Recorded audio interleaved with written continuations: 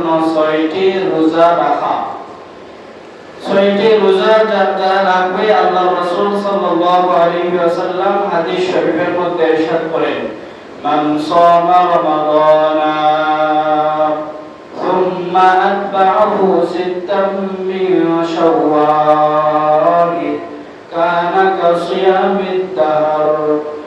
রাসূল আকরাম সাল্লাল্লাহু আলাইহি ওয়াসাল্লাম হাদিস শরীফের মধ্যে ইরশাদ করেন, যদি কোনো ব্যক্তি রমজান মাসের 30টা রোজা আদায় করার পরে শাওয়াল মাসের 6টা রোজা আদায় করে, তাহলে ওই বান্দা যেন সারা বছর রোজা রাখলো। বলেন সুবহানাল্লাহ।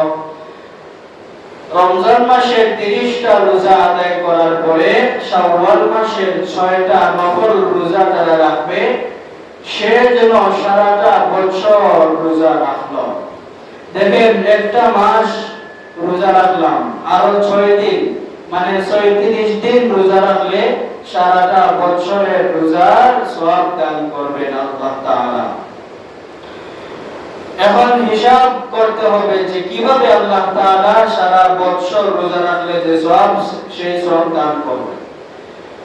আল্লাহ পাক রব্বুল আলামিন একটা রোজার বিনিময়ে 10টা রোজা, সুবহানাল্লাহ, একটার বিনিময়ে যদি 10টা হয় তাহলে রমজান মাসের 30টা রোজা, 30টা রোজায় 30 10 300, 30 10 300, তাহলে 30টা রোজা রাখলে 300 দিনের সওয়াব পেয়ে গেলাম।